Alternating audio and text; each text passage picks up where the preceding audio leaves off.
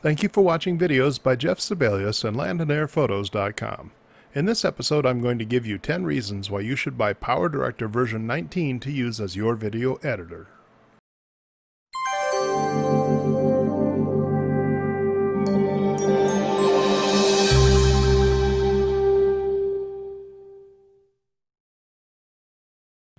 A couple of years ago, I decided I wanted to find a low-cost video editor that I could recommend to my viewers, so I bought PowerDirector to try it out. And I've been using that program ever since.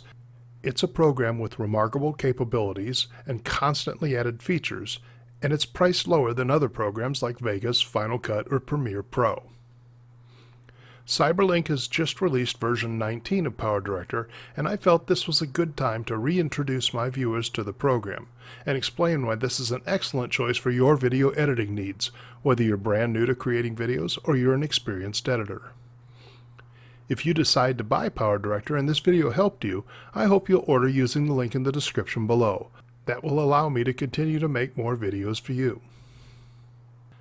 Now before I go on, let's talk about system requirements. I have the system requirements on screen now. Before you buy, make sure your computer is up to the task. Remember, this is a Windows-only program.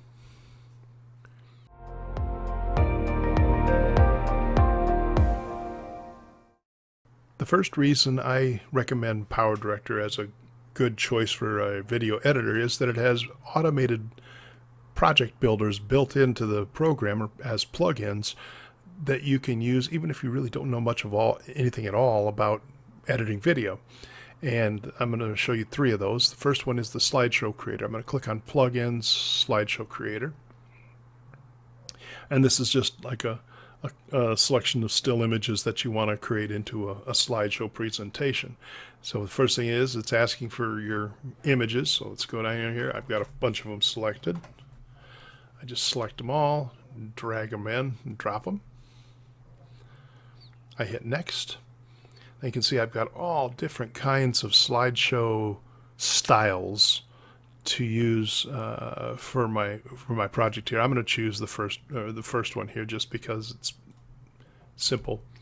If I wanted to, I could drag in background music here and drop it in. I'm not going to do that here, but I click on next, and now it builds the slideshow. Let's see what it looks like.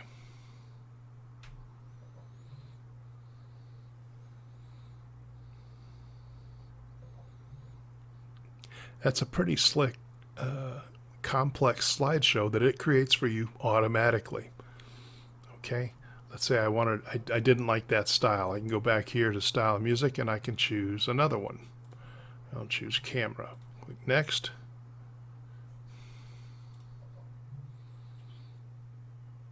And it comes up with a completely different design for the slideshow, all done automatically for you.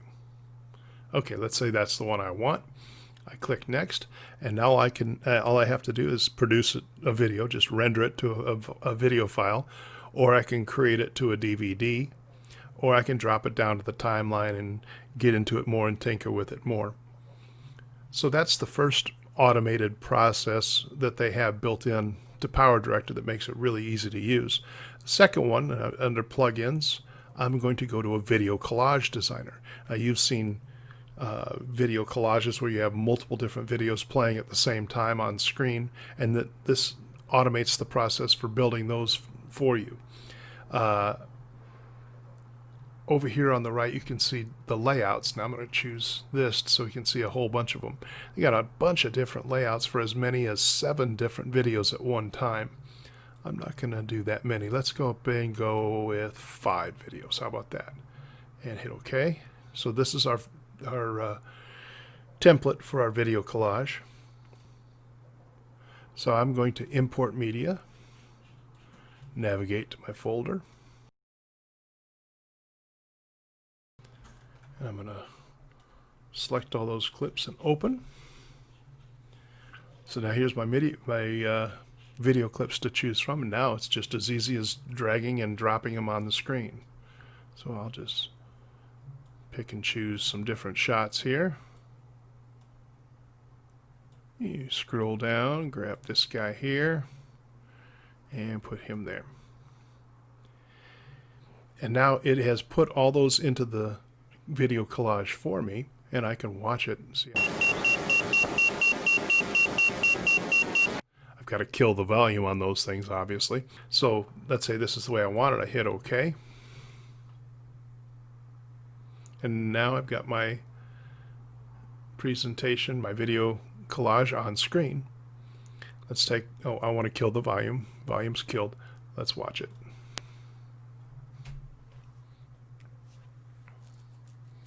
You can imagine that it would take a lot of time to have to go into a program and build this sort of thing manually, but you just saw me do it in a matter of a couple minutes, and it's very simple to do. The third one is something called Express Projects, and let me show you how that works. I click on Plugins and I choose Express Projects. It gives you some information that basically says drag the project you want down to the timeline and then drag in your clips. I'm going to close that. So what we have is a big selection of beginning, middle, and endings in different styles. So here's action opening. I'm going to drag that down to the timeline. It just reminds you that the images that they have in here are copyrighted. You can't use those in your own process, but that's okay. We're going to replace them. So now it's creating the action opening project. Let me zoom in. Okay. What you see is big numbers, 1, 2, 2, and then you've got some animated objects and some text. So let's go back to our library of clips, and let's just click and drag and drop down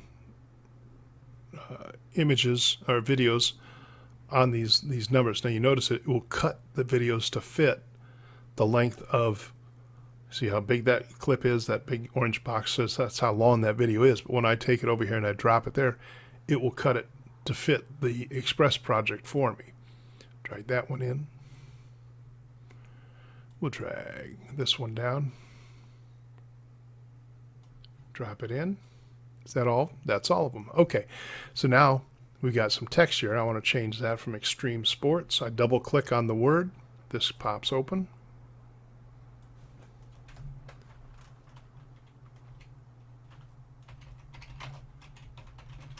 Put in something much more relevant. And then come over here. Here's another text box. I double click on that. Control A to select it all. Type in drones. And it's done. I take this back to the beginning. The volume is killed. Let's go. You can see it's creating effects and animations and adding lines and all kinds of cool stuff.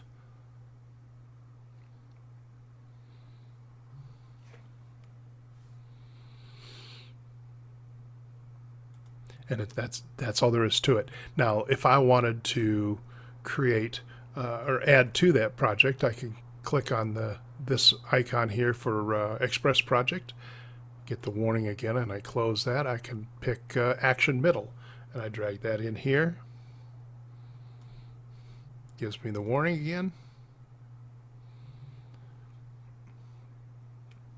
And what you can see is you can build out your video as much as you want. And I've got spaces for more video clips and more animations and more text now that I could drop in. And I could drag this down again. I could drag action ending in, or any of these other styles if I wanted to. You can mix and match if you'd like.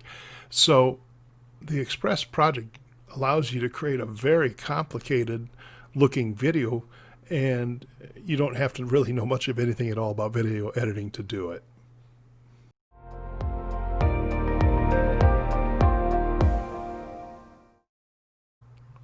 The next reason I recommend PowerDirector is because it's a very capable video editor for people who want to get in and work with clips on the timeline and intermingle stills and music and all that sort of thing. And I'm going to just run through a real quick video production to show you how that works. Again, this is not a tutorial, so I'm going to speed right along as we do this because I want to keep this video as short as possible. Anyway, I've already dragged and dropped my video clips in. I showed you how to do that already. So let's take a clip and put it on the timeline. There it is. Now that is, you can see the timeline up here, that is 50 seconds, over 50 seconds long. That's way too long. So I can cut it a few ways. If I just click and drag the end and drop it, that makes it, that cuts it down. I can pull it back out and that'll make it longer. I can also click and drag on the timeline and click on the clip. Let's say I want to cut it there and I hit this divider. Now it's split into two clips. I hit delete and that part goes away. I can even shorten it from the beginning if I want by clicking and drag there.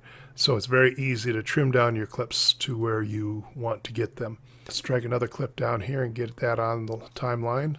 Again, this one's awfully long, so let's shorten it up here, get it down like that. Add another clip on here. We'll take this one, drag it down. Again, it's very long, so I'm going to shorten it up from the beginning this time and drag it over in place. Now let's say I wanted this one to crossfade from this clip to this. All I have to do is take it and drag it and overlap. You can see it says overlap duration, 1 minute and 2 frames. There. Now that's a minute long overlap. I hit crossfade. And now when I play it back, it just slides right into the other. So very easy to edit on the timeline and work with the clips that way. Just drag them down, drop them. Let's point out you can also add music. I can drag an audio file down. I'll click here at the end of this clip and cut that one off. So now I've got a little video production here. When you're done, you can just hit produce, or if you have, let's say I had some working stuff over here that I didn't want to include in my final production. If I click at the beginning, click and drag and select this, now I can choose produce range.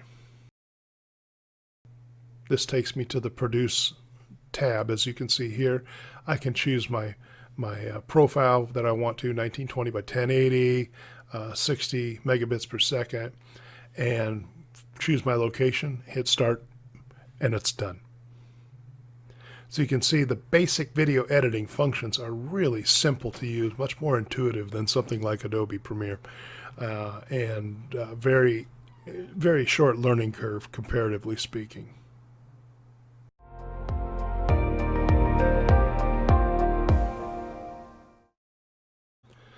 One of the features I really use quite a bit in PowerDirector is the media trimmer.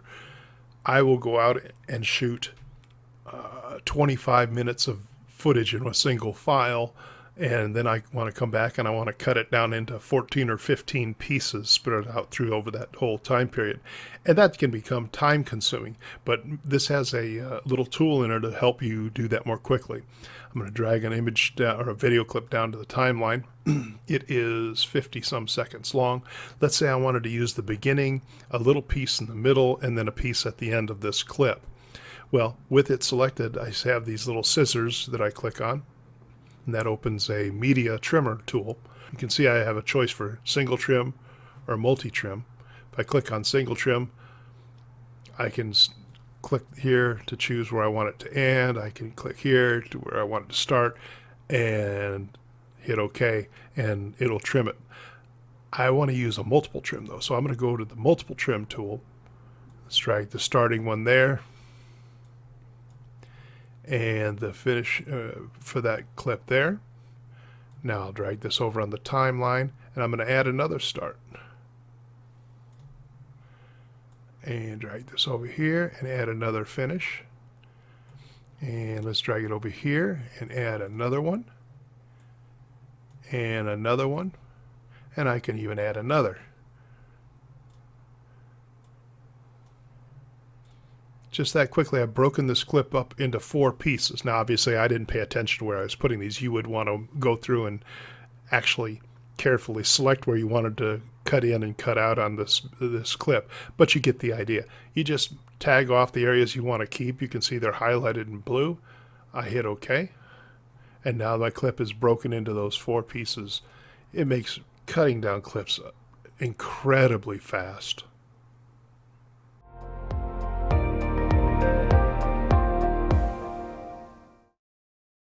The next feature I want to talk about regarding PowerDirector that I think makes it a great program, very simple to use and very powerful, is something that I really didn't think I'd use very much. I thought it was kind of bells and whistles, but I've come to rely on, actually it's 2 different things, both of these things, to add great production value to my videos, and that's titling and transitions.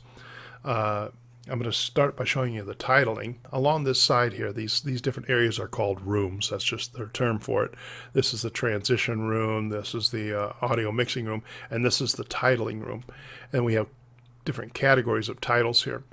I have a bunch of the titles because I'm a PowerDirector 365 subscriber. But even with the ultimate version, I think it is the ultimate version of the program, you will get some of these to use. I encourage you to use the 365 subscription as it's cheaper to work. It works out cheaper that way, and you get a lot more of these kind of things for your money. Anyway, let's look under motion graphics for titling, and I'm going to choose this one right here. And drag. All I have to do is drag it down, drop it onto the timeline, and now you can see I've got a title on my video. If I double click on the title, I can edit all this stuff. So this is the by Cyberlink line, so if I wanted to change that to flying a phantom, and then I change the top line PowerDirector to Jeff Sibelius, you see I've got new text in there, just as easy as that. If I want to change the color, let's make the color of Jeff Sibelius to a light yellow. And now the text is a different color as well. I could even change the font if I wanted to. And you can bold, italicize, do those kind of basic text editing things there. Also, we can change the graphics. Let's say for some reason I didn't like these colors.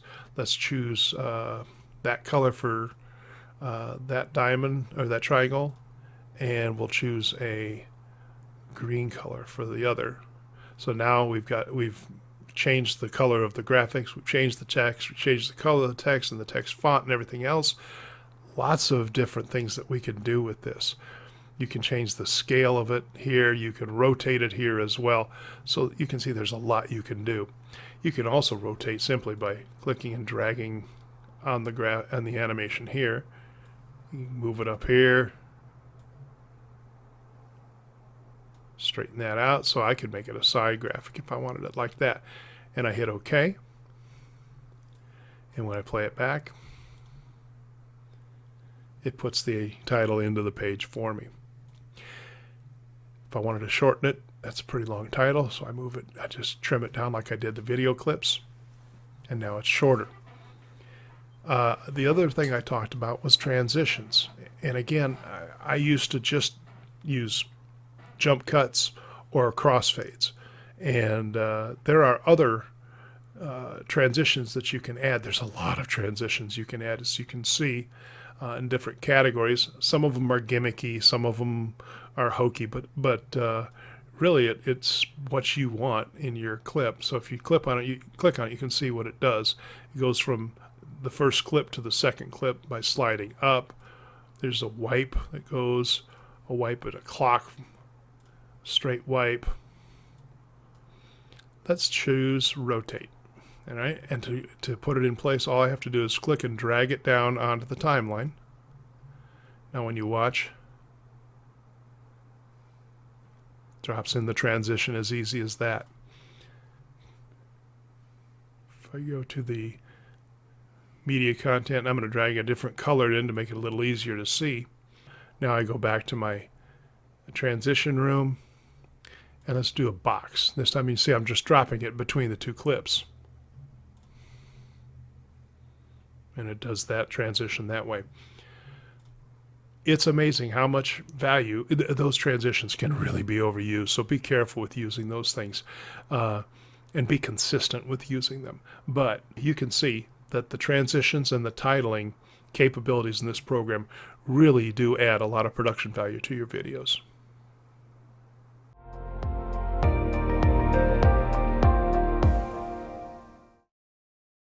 The next feature I'm going to talk about is a lot like the titles room and the transitions room. It's something that I thought, I'm never going to use that, and then I promptly proved myself to be a liar, is the picture-in-picture or object overlay room. These are little graphics that you can drop onto your video clips as picture-in-picture overlays, and they do different things depending on which one you choose. A lot of them are very cute. If you're doing things like family videos, holiday vacation videos, a wedding video, something like that, there's a lot of good stuff in there for those. But a lot of them are just not something I'd be interested in using for any of the kind of projects that I'm putting together. But there are some other ones that are very effective tools for even more serious applications like training, tutorial videos, things like that. So let me show you how they work. If you the room for the video overlays is right here. I click on that, and you got different categories. And as I say, you got cutesy ones. Like you just basically drag it down to your timeline over a video, and it puts this this picture-in-picture drawing on there. Okay, that's real cute. I'm not going to use that. But let me show you a couple types that do have more value. And I'll use a simple one here. I'm going to click and drag this one down, and this is a voice bubble. So you got someone thinking, you can put things on the screen for them. So resize that down. I'd have to put it up here to really have it, the bubbles coming down to me, to my head. So instead I'm going to just put him over here. Now I'm going to double click on the object in the timeline. And we have more choices here. First of all, you see this little yellow square. If I take it, I can move the bubbles anywhere I want. So I can have the graphic up here and change the bubbles to point. That's a really nice feature. If I wanted to, I could even rotate this thing. Let's go ahead and rotate it a little bit like this and move the bubbles. Okay. Over here, I've got a lot more options for things I can change. I can change the color of the fill. I don't like that color. I want it to be that color. All right, now it's a brown. I can make it more or less opaque. I can even change it to a two-color gradient. So I could have it be red and brown.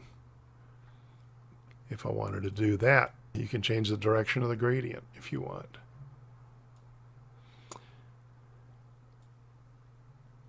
Harder to see with that color combination. There we go. And you can see it. Come down here, I can change my outline. If I wanted it to be a dotted line or even smaller dots, I could do that. I can make it a smaller border if I want, or larger. I can blur the outline. I can make the opacity more or less. And again, I can do a two-color gradient on the outline if I want. So now let's choose a different color. So you can see now it's a gradient outline. That's pretty ugly, so I'll go back to uniform. You can turn on a drop shadow or turn it off like that. You can change the information about the drop shadow, the color, how far it is, how blurred it is, and that sort of thing. Of course, the titling, you can change the text. I hate no-fly zones. Okay, notice how the text wrapped and resized to fit the box. I have an option chosen that says shrink text on overflow, and so it will resize the text to fit the box there. I could change the text color if I wanted to.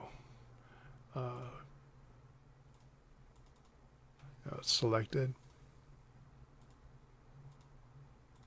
Now the text is yellow. I can make it bold, change the font. So you can see there's a ton of things you can do with these graphics. Okay, a little mind bubble thing might be cute, but there are other ones that are not quite as informal that you could put on your video, like this one, for example. Again, this has got that you can resize it, move it off to the side, grab that little yellow box, put it up here. You can even pull this yellow box over here like this. You can see it's got a segmented line. You can do all kinds of things, and that's a more formal type graphic you can use to illustrate something on the screen. There's another type of picture-in-picture object that I use all the time that I find is wonderful, and that's the sketch animations. These are different type of shapes that you can put on the screen to call out or cross out different parts of the screen. One I use all the time is an arrow. I click and drag it down here. Now when I hit play, see it's got a big arrow on there. Of course, I can do all kinds of things to change the arrow.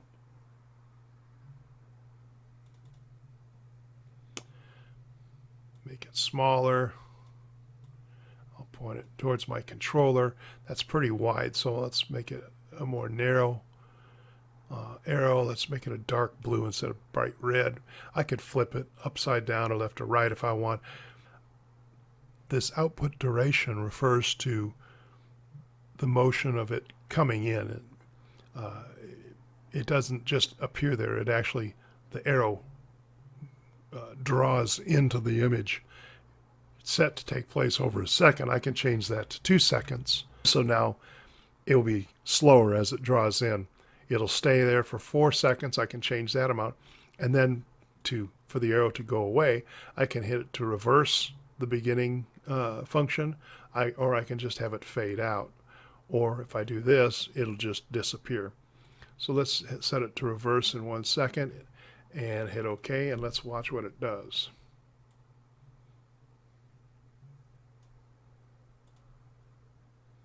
Moves in slowly, stays there 4 seconds,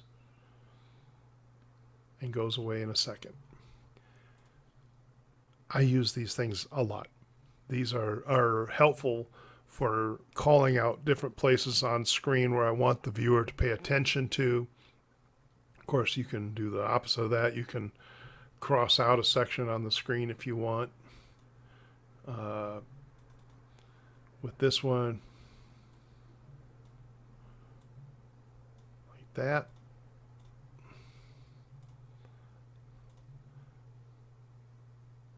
With the animation again, all the editing capabilities, and they've got a whole bunch of different choices for you to use.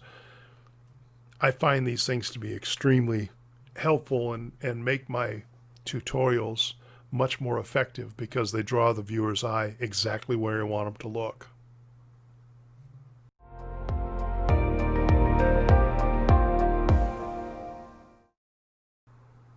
A feature that works hand in hand with PIP is the mask feature.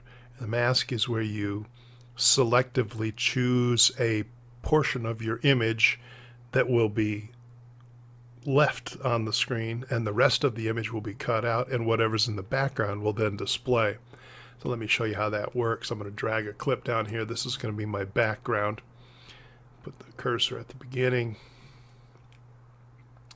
Now I'm going to take a photo that I got here, a snapshot. Drop that in, and this is what I'm going to mask. Now if I double click on this, it opens the PIP designer, and I could do things with motions. Instead, I'm going to go to the mask designer, and you see there's all kinds of shapes that I could use. I could use a heart shape, a diamond shape, a circle, a slash across with lines. They've got a ton of different pre-designed shapes that you can put in there if you want. I am going to do something a little bit different though. This is a new feature with PowerDirector 19.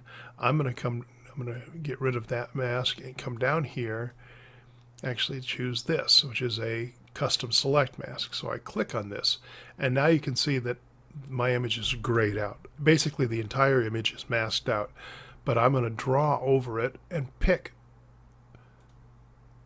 what I want to have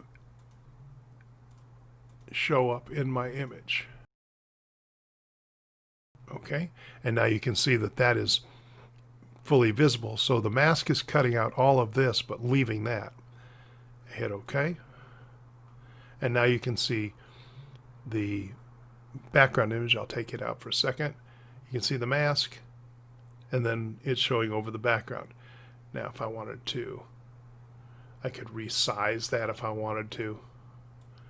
Make it a little smaller version of me and move them around and all that sort of thing if I wanted to do that. Now, one thing, I don't know if you can tell, I cut off the top of my head. So if I click on that, go back to my mask designer, and let's zoom in to 300%. I can come back in here and add more points and move these points around so I can actually make my selection more accurate. So it's not, you don't have to start over. If you screw up on the selection, you can actually come in here and change what you've got selected. Also, if for some reason I wanted to have that launch pad in there, I can just come down here and add a mask.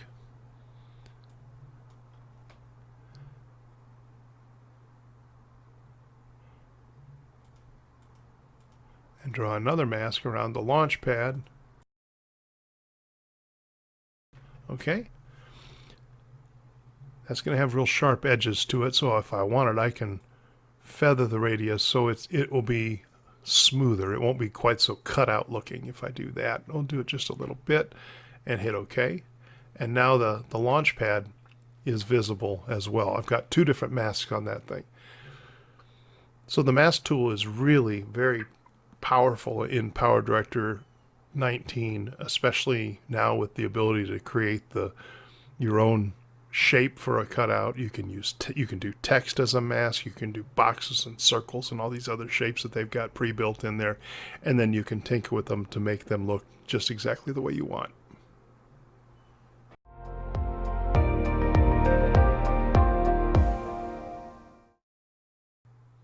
Two features that don't get a lot of attention in the reviews and tutorials and that sort of thing are the screen recorder and the audio recording features. I'll show you the screen recorder first. Now I can't do the screen recording because I've already got a screen recorder going, but I can show you at least where it is. If you click on plugins, screen recorder,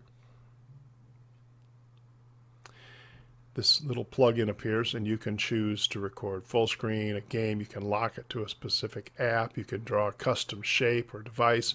You can choose resolution.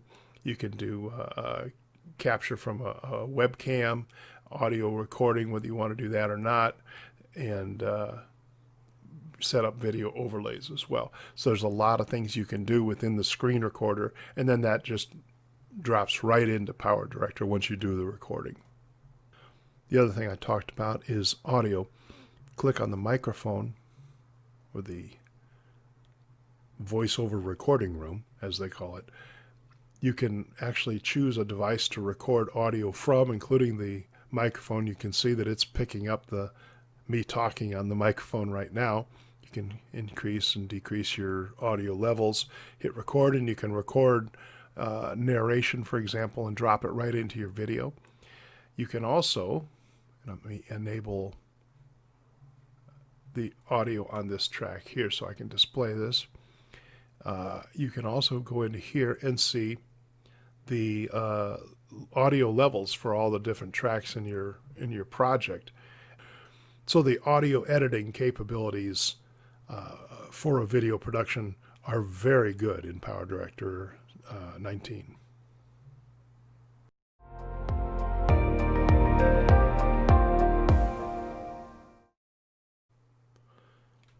The next thing I want to talk about that makes PowerDirector such a remarkable value is actually not a feature of or a function of the program itself, but it's a relationship that Cyberlink has established with a company named ShutterStock.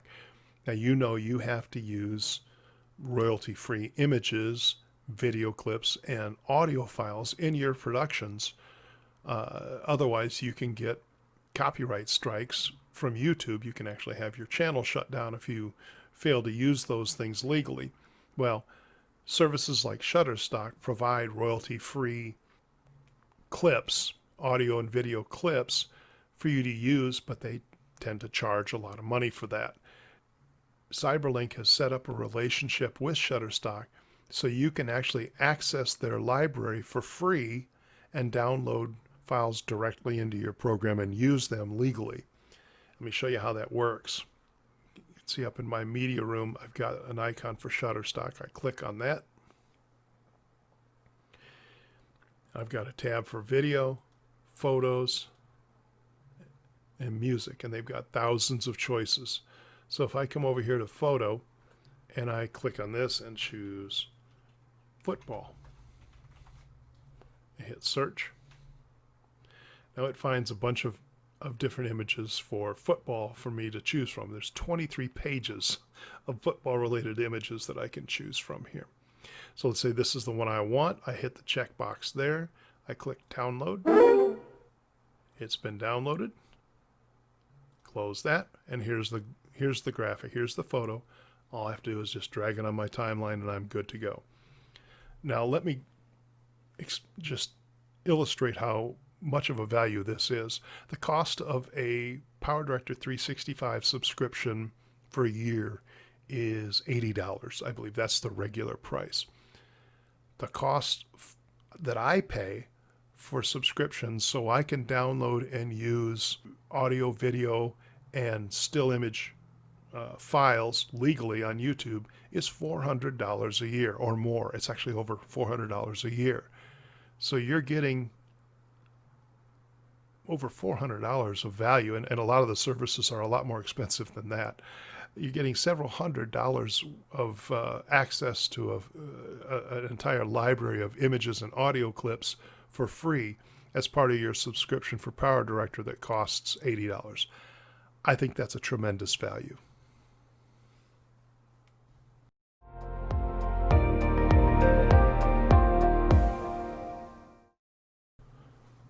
Another feature that isn't really part of the program, but it just goes along with being a PowerDirector 365 owner, is the fact that the company makes constant updates to the program and gives free add-on content throughout the life of your subscription.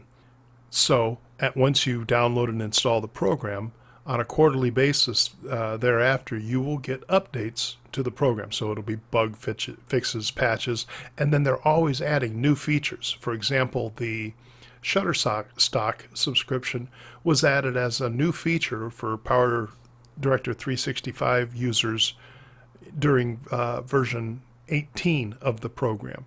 So that was something that Cyberlink added between version upgrades, and it was just a new perk that we got for being subscribers. Additionally, every month they release new content that you can download and install into the program. It'll be new fonts, new video clips, new picture-in-picture images, new themes, new express projects. Sometimes they have audio files. Quite often these are themes that are related to seasons. Like at Christmas time, you can download Christmas themes and picture-in-picture objects. You get those automatically as part of your subscription, and that's a really nice added value.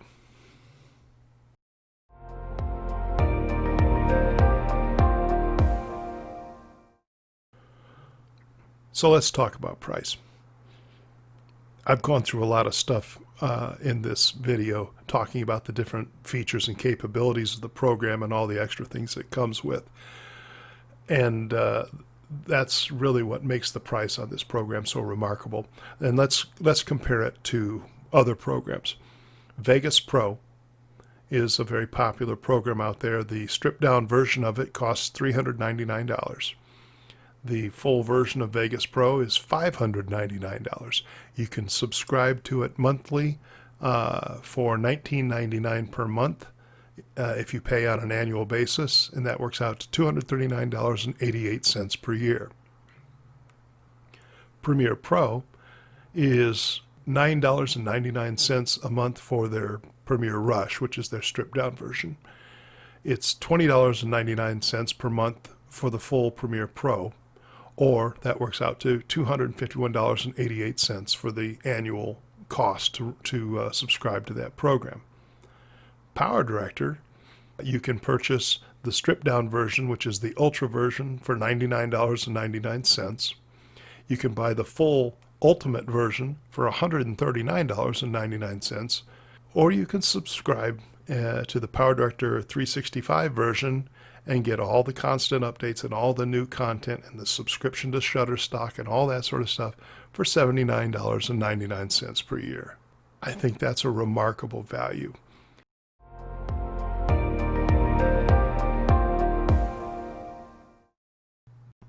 There are a lot more features that I could cover. The multicam center, the action camera center, effects room, music synchronization, support for 8K video, DVD creation, integration with Color Director, and more. Hopefully you get the idea though. PowerDirector is inexpensive, which makes it very appealing. But the bottom line is, it's a great program. Understand, I have Sony Vegas. I have Premiere Pro. I choose to use PowerDirector because it's fast, stable, and has tons of useful bells and whistles that really add to my production value with almost no effort. If you're someone who just hates subscription plans for software, you can buy PowerDirector Ultimate for $140. The real value, though, is the 365 subscription plan. Now you can tell, I'm a believer in PowerDirector 365, and I put my money where my mouth is. Understand that Cyberlink provided me with review copies of PowerDirector 18 and 19, so I didn't have to pay for the program. In spite of that, I pay the full subscription price for 365 every year. The value of the constant updates and new content, along with the Premiere technical support, is worth it, even though I have the ultimate version of the program at no cost. If you want to buy PowerDirector, use the link in the description below. When you do, you'll make it possible for me to make more tutorials for you. Speaking of tutorials, check out the playlist on screen now. Before you go, be sure to hit the Cartoon Jeff icon to subscribe. I appreciate it if you hit the like button and leave your comments below. Thanks for watching.